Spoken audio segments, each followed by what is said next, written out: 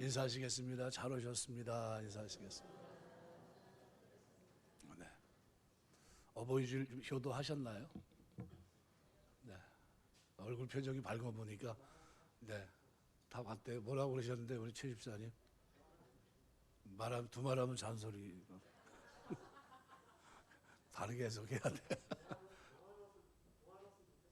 예, 거만했으면 좋겠다는데. 아, 그러세요? 네. 어떻게 태어났는데 고아라고 그러죠? 돌아가셨대요. 야, 자녀들이 있으니까 감사하지 뭐. 네. 말씀은 이제 오늘 희망이라는 보석을 품고라고 하는 말씀의 제목을 가지고 생각하면서 은혜를 나누려고 합니다. 여러분에게 있어서 보물은 뭡니까? 질문하면 뭐 얼른 생각할 때 뭘까요? 어떤 분은 통장이라고 그럴 겁니다. 내 통장에 얼마가 있는데 이게 내 보물이지, 또는 내 자녀가 내 보물이지 생각하는 사람이 있을 거고요. 보물이 다양할 겁니다. 알렉산더 대왕이 마게도니아에서 이제 세계 제패의 야망을 꿈고 출발하게 되는데, 그때 그 측근들이 함께 하는데 계속 가는 중에 자기 보물을 계속 나눠줍니다. 이 측근들이 자기를 쓰기 위해서 주는 건 뻔히 알고 있지만, 그래서 궁금해서 물어봐요. 아니, 그렇게 다 나눠주면 보물이 아무것도 없을 텐데, 아니, 그만 주시죠. 이제 그랬더니 줄 건 다 줬거든요. 그래서 뭐 어떻게 하시려고 그럽니까? 그 많은 재물을 다 주고 계신데. 그랬더니 하는 말이 나에게는 너희가 알지 못하는 보물이 있다 얘기하는 거예요.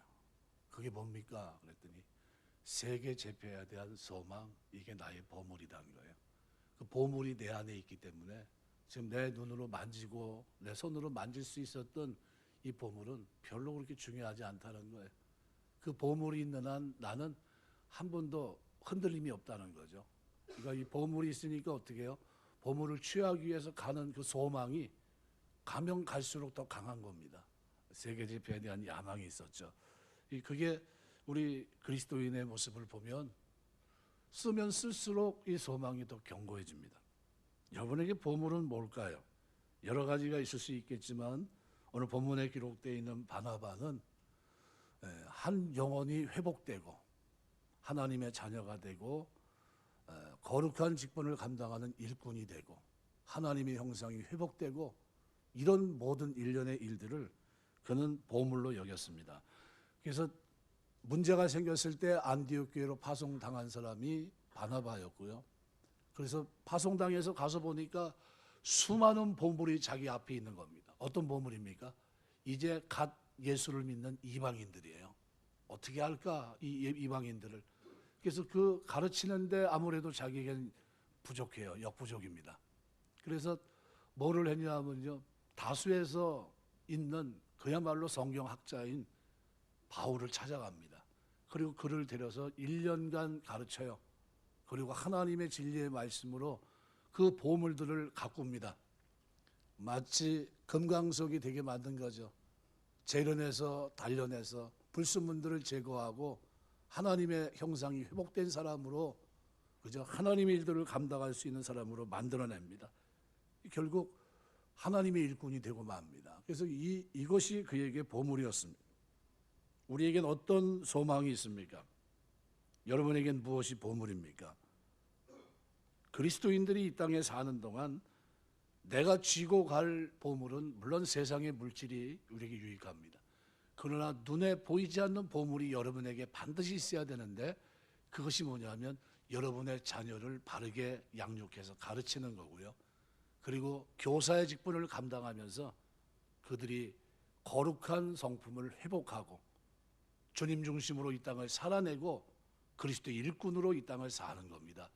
이것이 여러분의 보물 되시길 주의 이름으로 축원합니다. 그래서 여러분 만난 사람들이 행복해야 돼요. 여러분을 만나면 불행한 게 아니라 여러분을 만남으로 그 인생이 하나님의 형상이 회복되고, 뭐가 회복됩니까? 거룩함이, 의로움이 회복되고, 거기서 더 나가서 한 걸음 한 걸음 내딛는 그 모습이 너무 아름다운 모습이 되겠죠. 제일 먼저 회복되어야 될 것이 있는데 그것은 하나님의 형상의 회복입니다.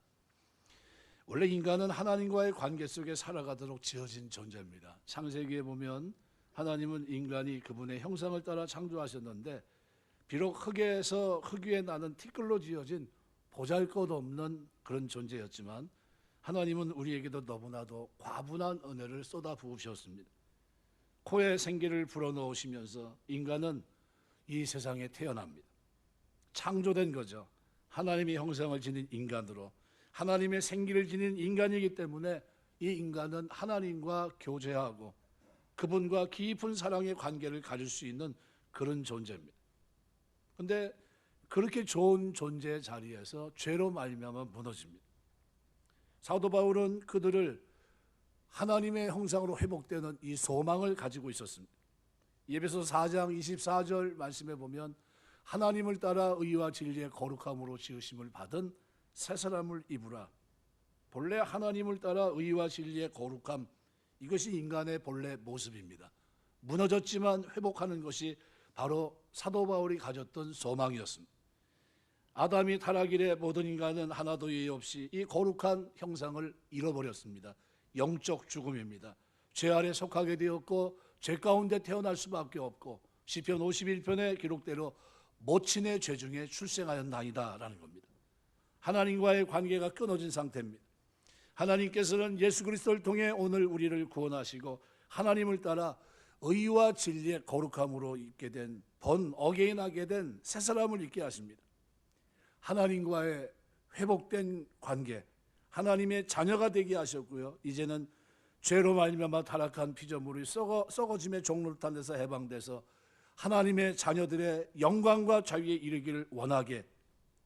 로마서 8장 21절 보시면 그 바라는 것은 피조물도 썩어짐의 종로를 탄 데서 해방되어 하나님의 자녀들의 영광의 자유에 이르는 것이다. 주님이 재림하셔야 되고 그때 이루어질 이 영광은 어마어마한 가게 되어 있죠.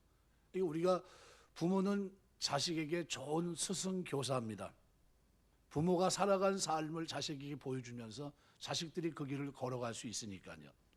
우리가 비록 짧은 성경적 지식을 가지고 있고 그것을 가지고 가르친다 할지라도 우리 자신은 불완전한 존재에 불과하지만 그래도 우리 마음속에는 내 자녀는 나의 보물이다. 하나님이 나에게 준 보물이다. 이 보물을 어떻게 키워야 됩니까? 하나님의 형상을 회복하는 거룩한 자녀로 거듭날 수 있는 이 소망을 가지고 보물을 가꾸셔야 돼요. 처음서부터 바뀌지 않습니다. 시간이 걸리고요. 여러분의 눈물을 흘려야 됩니다. 어거스틴의 변화를 위해서 어머니 모니카가 10년간 눈물로 그를 위해 밤새 기도했습니다.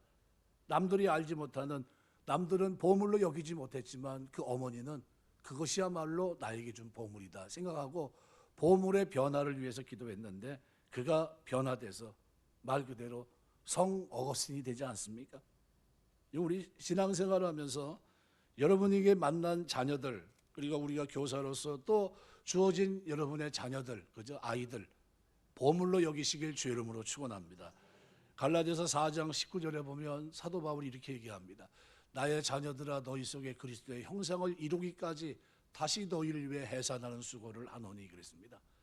해산하는 수고, 그죠? 여인이 이 땅에서 겪는 고통 가운데 가장 큰 고통이 뭡니까? 해산하는 수고입니다. 아이를 낳는 수고. 어렵죠. 한 영혼을 해산하는 수고를 하기까지 어떻게 믿음 안에서 하나님의 형상이 회복되기까지 누가 수고를 해야 됩니까? 교사, 부모로서. 그리고 우리 자녀들이 그렇게 성장할 수 있도록 도와주셔야 됩니다. 두 번째로는 뭐에 대한 이 자녀들이 이 형상이 회복이 되면 누구 중심으로 사는 사람을 만들어야 되냐면요. 예수님 중심으로 사는 사람으로 만들으셔야 됩니다. 인간이 하나님과 죄로 인해 단절된 이후 나타난 가장 큰 변화는 자기 중심적인 존재로 바뀌었다는 겁니다. 말세 마지막 증조 가운데 디모데후서에 기록한 내용이 뭡니까? 자기를 사랑하며라는 거, 자기를. 하나님보다 자기 사랑하는 것을 더한다는 겁니다.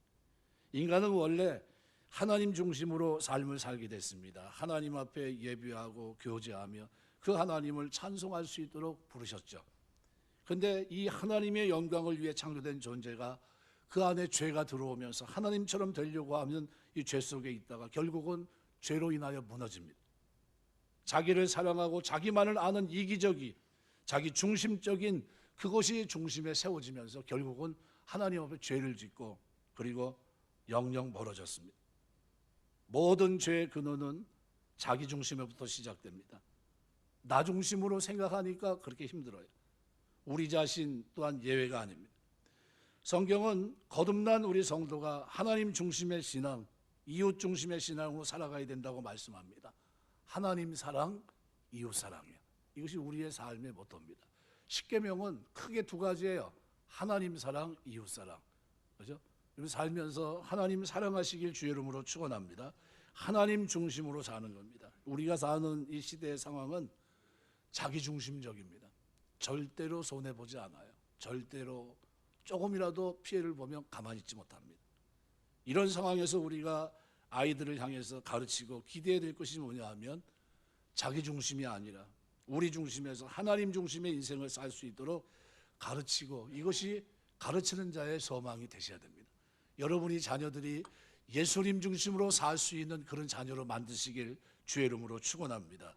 그 여러분에게 주어진 이 보물이 바르게 커야 돼요. 바른 사고를 가지고 바른 세계관을 가지고 이 땅을 살아내야 되는데 그 사고 속에는 뭐가 있어야 됩니까?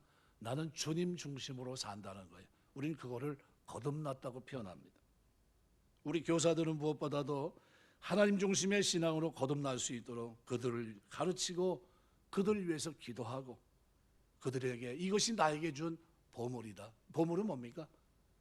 잃어버릴 수 없는 겁니다. 빼앗길 수도 없고요. 없어질 수도 없습니다.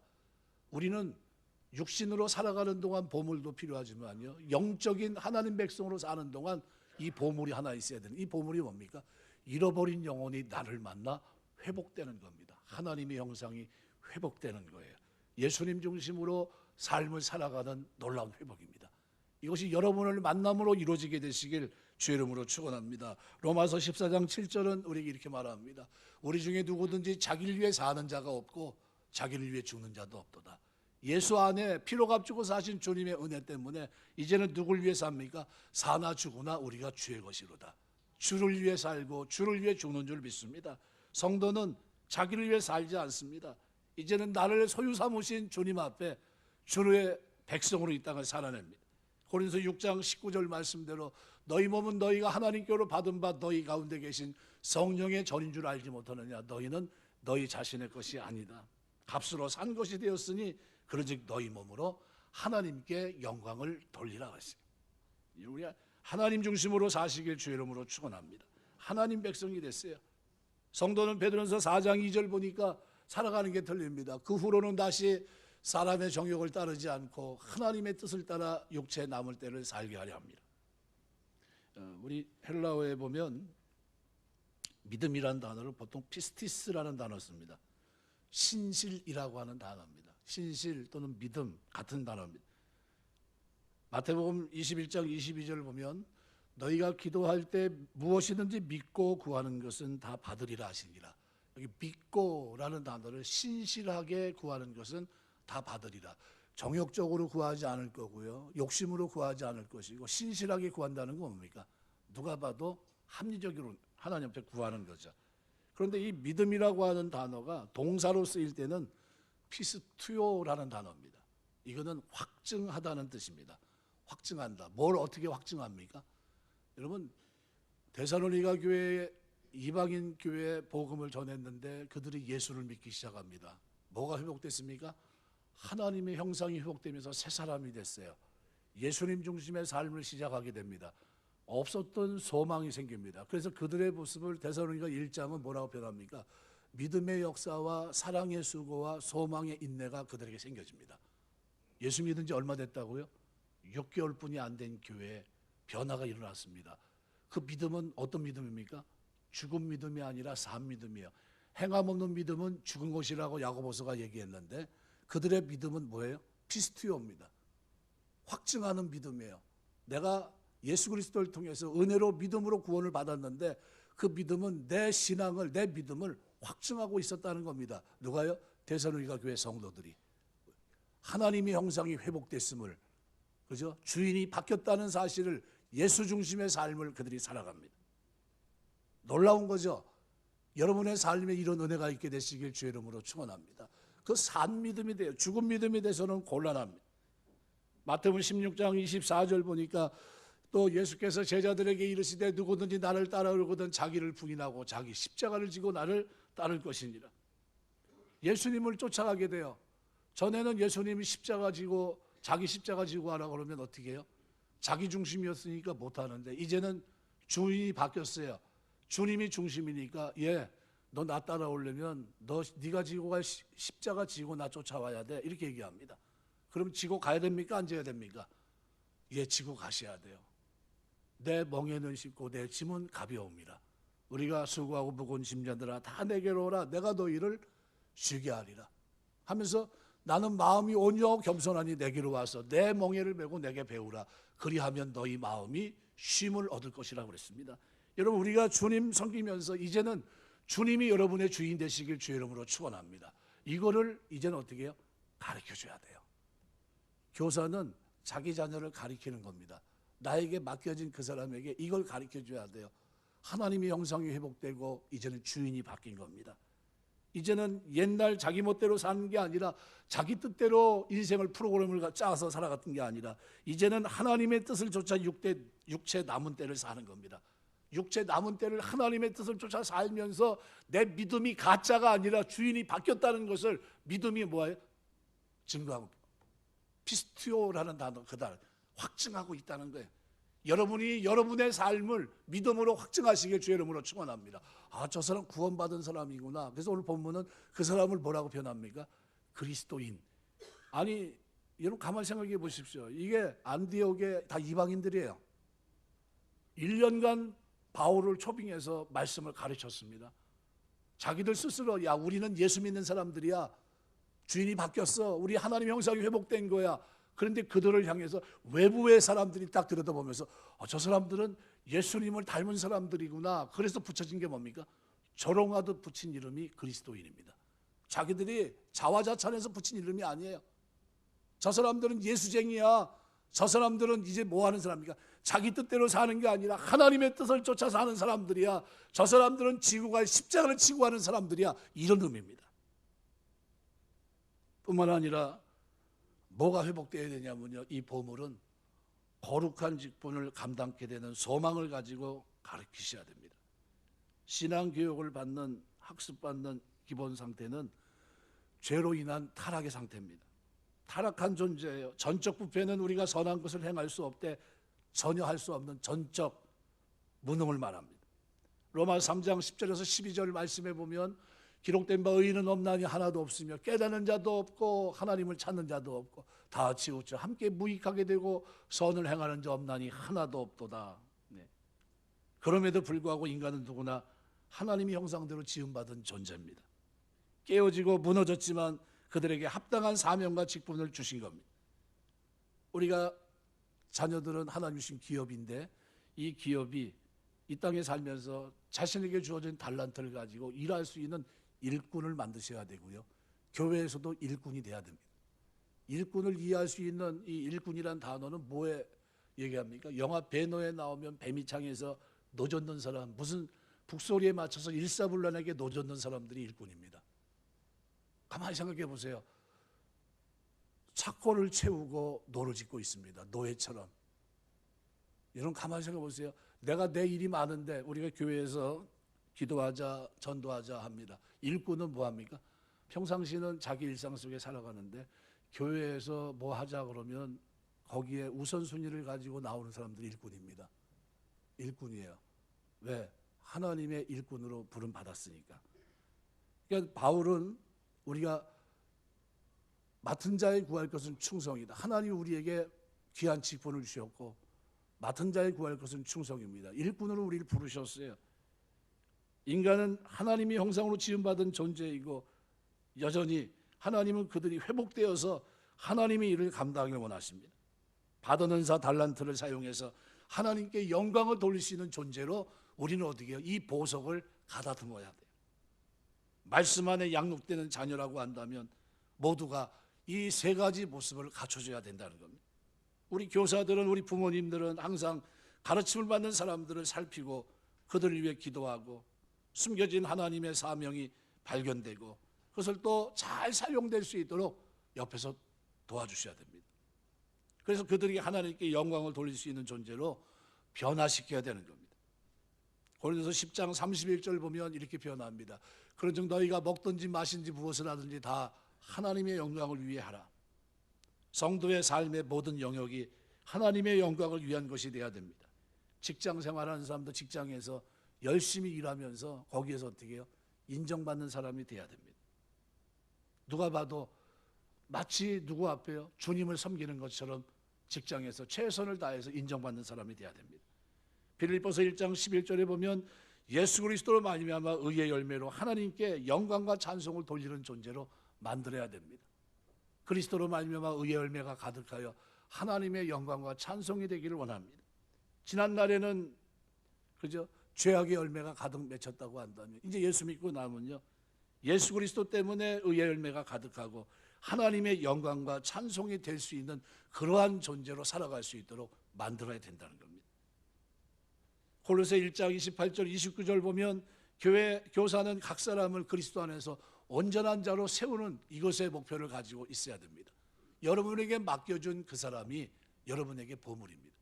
우리가 그를 전파하여 각 사람을 권하고 모든 지혜로 각 사람을 가르치면 각 사람을 그리스도 안에서 완전한 자로 세우려 함이니 이를 위해 나도 내 속에 능력으로 역사하신 이의 역사를 따라 힘을 다하여 수고하노라. 최선의 수고를 해야 됩니다. 그러니까 이것이 나에게 주어진 보물이다 생각해야 돼요. 사도 바울은 뭐라고 표현합니까? 너희는 나의 면류관이라는 겁니다. 내가 주님 앞에 섰을 때 내가 면류관을 써야 되는데 너희는 나의 자랑거리라는 겁니다. 바로 너희가 나의 자랑거리가 아니겠느냐. 하나님 앞에 상 받을 만한 이유가 바로 너희라는 거예요. 너희의 믿음 있는 모습, 소망 가운데 살아가는 믿음을 증거하고 있는 그 모습이야말로 가장 아름다운 모습이 아니냐는 거예요. 여러분의 삶에 이런 변화의 역사들이 있게 되시길 주의 이름으로 축원합니다. 하나님의 백성들이 사는 동안에 우리는 이렇게 변화가 돼야 돼요. 하나님의 형상이 회복되는 새로움이 있어야 되고요. 주인이 바뀐 주님을 중심으로 한 아름다운 삶을 살아야 되고요. 살아가면서 모든 영역에서 달라진 모습이 있어야 됩니다. 잃어버린 하나님 형상을 회복하고 그 안에 하나님 중심으로 인생이 변화되고 하나님께서 맡겨준 거룩한 직분 사명을 감당하는 일꾼으로서 제자리를 찾는 그런 보석 같은 사람을 만들어내야 됩니다. 여기에 대한 큰 소망, 기대를 가지고 있는 이것이 바로 우리의 보물이 되어야 된다는 겁니다. 예수님께서는 베드로를 처음 만났을 때 장차 너를 개발할 것이라고 말씀하셨고 사람 낳는 어부가 되게 할 거라고 말씀하셨습니다. 교사의 모범이신 예수님께서는 처음 만난 그들의 현재를 보고 말씀하지 않으셨어요. 미래를 보고 그들을 인정하시고 그들에게 이름을 불러주셨습니다. 따라서 교사의 논을 우리는 주님을 향한 믿음으로 여러분이 만난 그 사람들의 미래를 보면서 바라보고 그들을 위해 기도하고 그들을 위해 소망할 수 있는 고백을 드려야 됩니다. 보면서 누구처럼 살아야 되냐면요, 헬렌 켈러를 사람다운 사람으로 이 땅을 살 수 있도록 만든 선생 설리번처럼 살아야 돼요. 얼마나 힘들었습니까? 삼중고를 가지고 사는 그 아이가 세상에서 제 역할을 하며 살 수 있도록 도와줬다 생각해 보십시오. 그 역할을 누가 해야 됩니까? 교사가 해야 되는 겁니다. 여러분, 부모님이 자녀를 향해서 그런 수고를 해야 됩니다. 어떤 수고입니까? 보지 못하고 듣지 못하고 말하지 못하는 사람이 있다고 생각해 보십시오. 삼중고를 가지고 안고 있다. 어떻게 도우시겠습니까? 웬만한 사람 같으면 포기하고 싶어요. 그런데 그게 뭐예요? 내 보물이니까 던질 수 없고 버릴 수 없으니까 어떻게 했습니까? 최선을 다해서 물이라고 하는 것의 의미를 알게 하기 위해서 그죠? 수도를 틀어놓고 가서 어떻게 해요? 만지게 하고 이게 물이다 가르쳐주면서 그죠? 이게 물이다 이걸 주입시켜주고 가르치고 쉽습니까?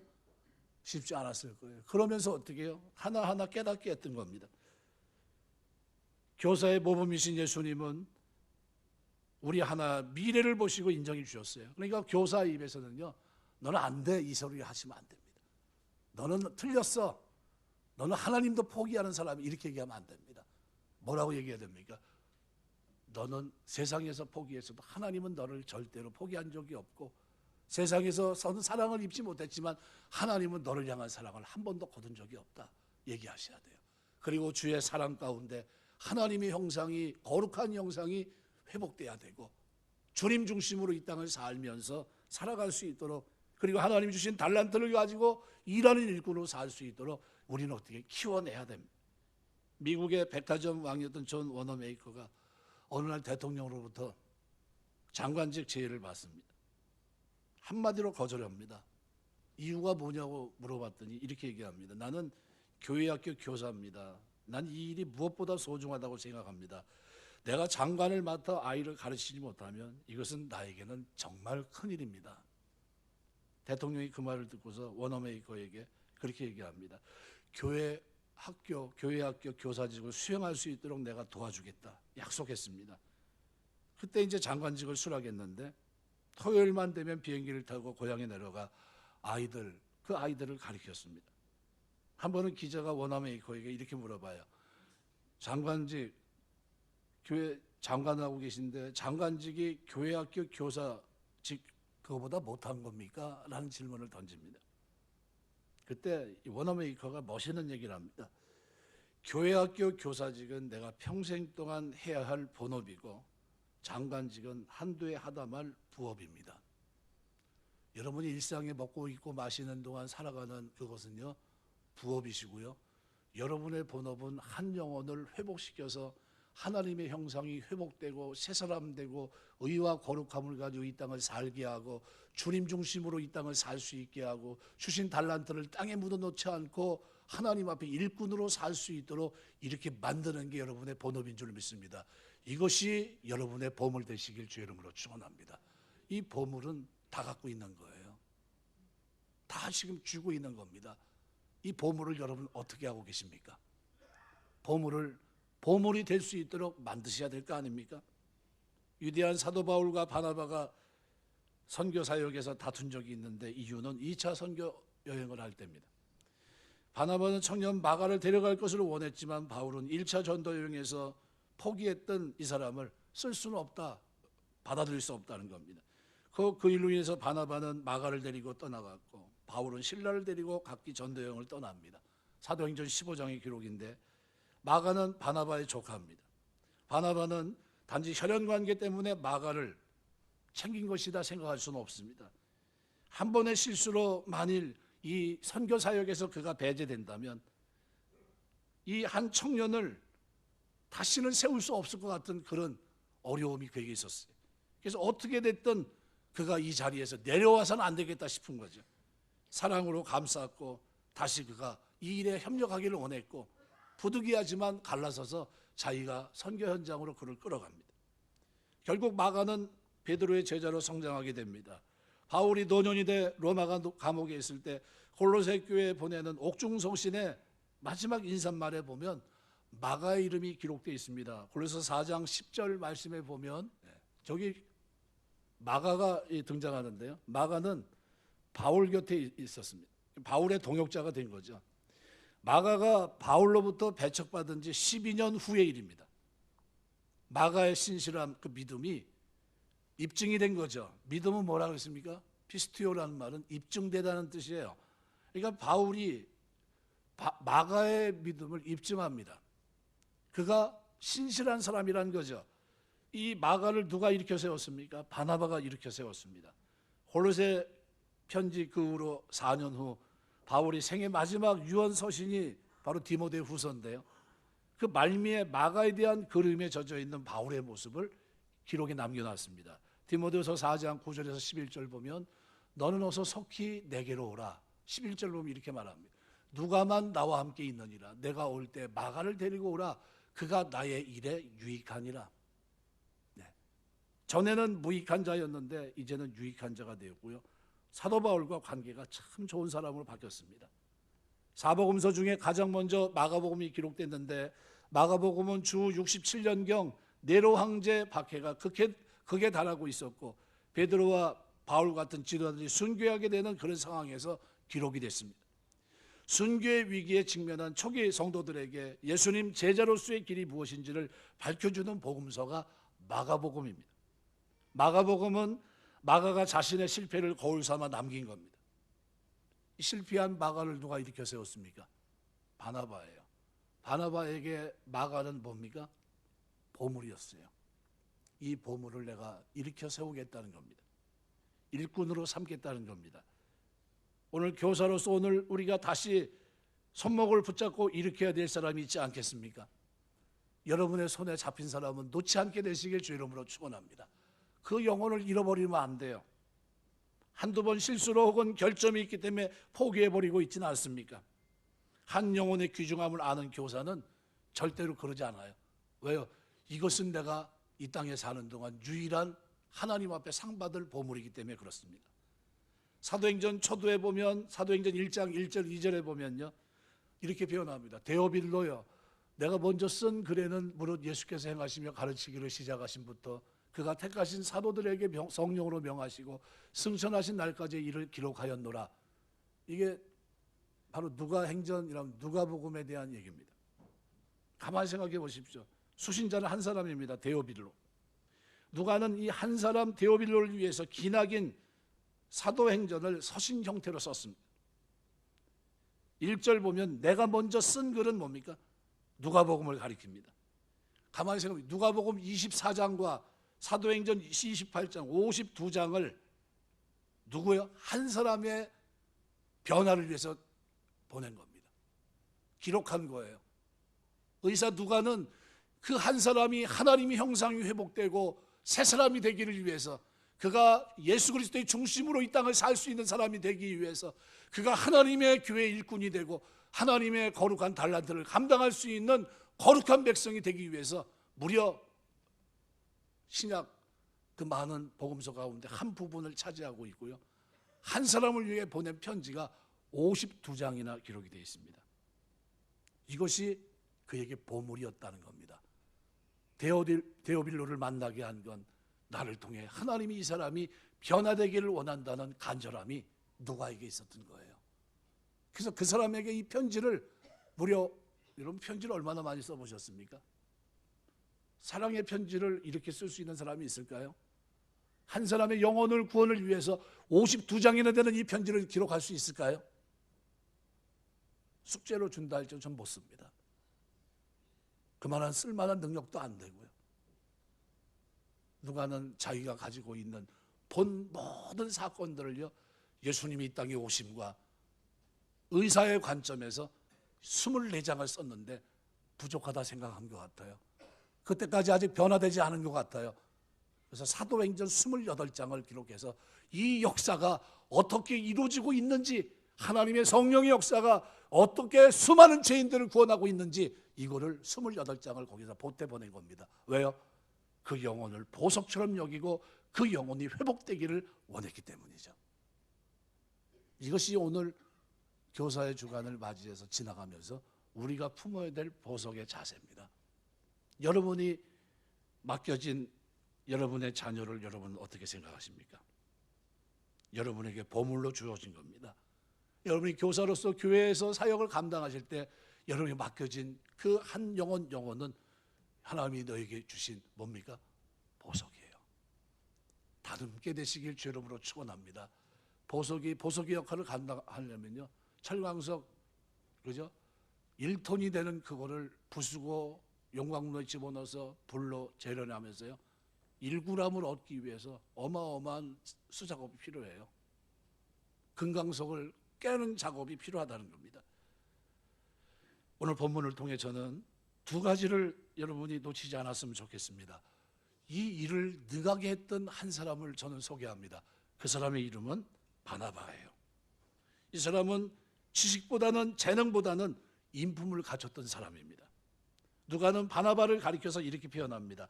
착한 사람, 성령과 믿음이 충만한 자라고 표현합니다. 여러분, 우리가 구원받고 하나님을 향해 하나님 내가 믿음을 주셔서 구원받게 하심을 감사합니다 했을 때, 여러분의 믿음 가운데 여러분의 모습을 지펴보고 있는 사람들이 여러분을 조명할 때, 여러분을 기억날 때 어떻게 생각하셔야 돼요? 그는 착한 사람이고 믿음과 성령에 충만한 사람이라고. 여러분의 믿음이 입증되시길 주의 이름으로 축원합니다. 그러면서 그들을 향해 불렀던 이름이 뭡니까? 그리스도인이라는 이름이에요. 야, 저 사람은 예수 믿는 사람이구나. 진짜 변화된 사람이구나. 주님이 주인이 되셨구나. 저 사람이 그리스도의 일꾼으로 살아가고 있구나 라는 증인입니다. 이방인들이 하나님 구원 안으로 들어오는 것을 아무런 편견 없이 받아들일 수 있을 정도의 인격, 그 사람이 누굽니까? 바나바예요. 그 인격을 잘 드러낸 구절이 25절, 26절 말씀이고요. 고향 다소에 있던 바울을 찾아가서 자기가 목회하는 안디옥 교회로 초청해서 그와 함께 동역합니다.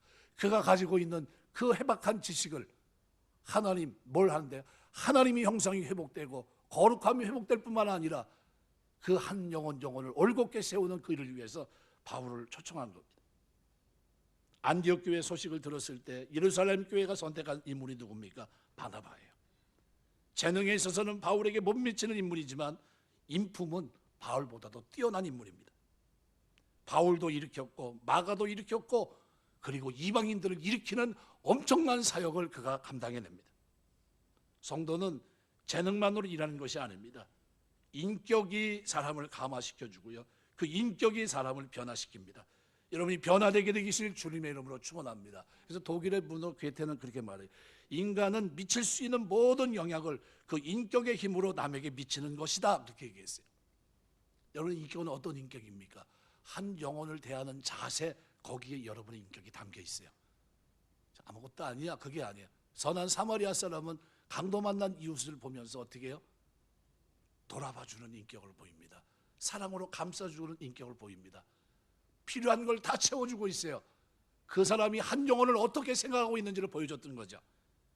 그래서 독일의 서정 시인 하이네는 이렇게 말합니다. 재능은 없어도 되지만 인격은 갖추지 않으면 안 된다.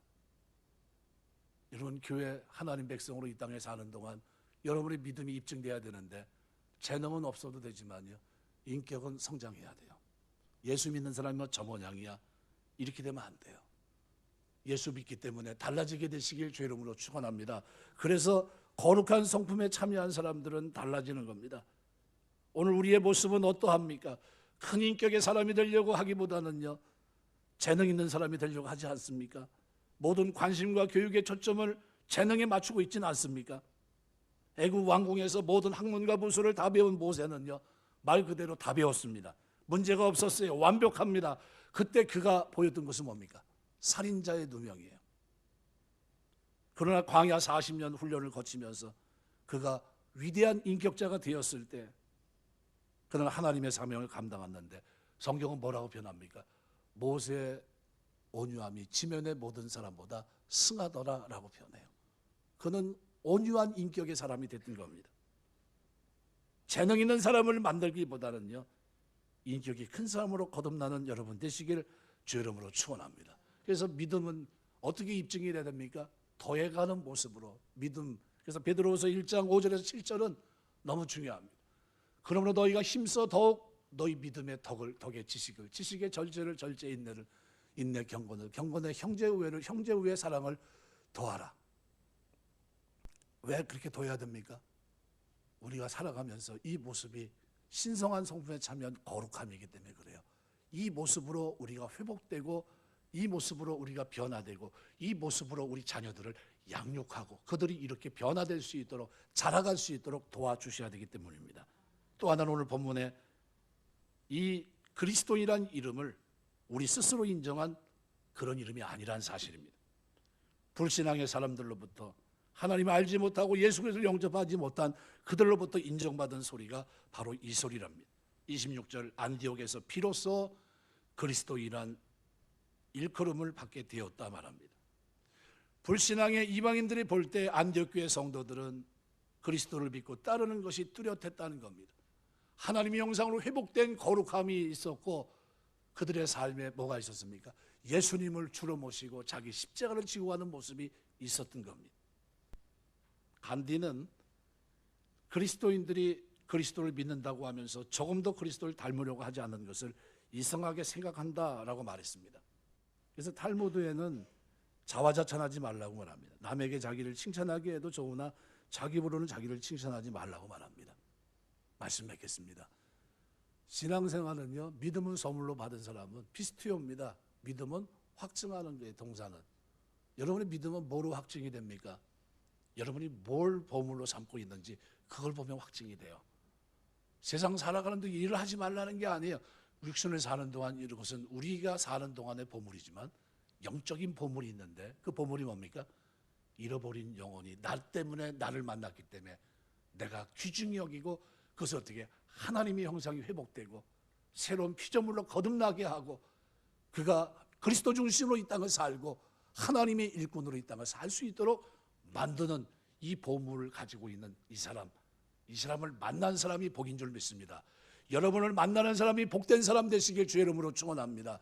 하나님 저 사람이 나를 만남으로 주님을 알게 하시고 거듭나게 하시고 저 사람이 나를 만남으로 변화되게 없어서 내가 변화된 것보다 더 올바른 변화가 될 수 있도록 하나님 이끌어 주옵소서. 기도하면서 여러분의 자녀를 그리고 나에게 맡긴 사람들을 변화시키기 위해서 최선의 수고를 다해야 됩니다. 이것이 우리의 보물이에요. 그래서 바울은 얘기합니다. 뭐라고 얘기합니까? 너희가 나의 멸류관이 아니냐. 내가 주님 앞에 섰을 때 너희가 나의 멸류관이 아니냐. 왜요? 너희가 나의 보물이 아니냐 이렇게 얘기했던 겁니다. 보물이 하나님 형상이 회복되기 위해서 몸부림치며 살아갔던 사람이 사도 바울이었고요. 그리고 그 모습을 오늘 본문은 그 결과 그들이 그리스도인이라 비로소 이름을 듣게 됐다고 표현합니다. 오늘 우리가 살아간 동안 안 믿는 사람들 입에서 저 사람 예수쟁이야 이 소리를 듣게 되시길 주의 이름으로 축원합니다. 진짜 변화된 모습이 돼야 돼요. 여러분 만난 사람이 복된 사람이 되는 축복이 있게 되시기를 주의 이름으로 축원합니다. 기도하겠습니다.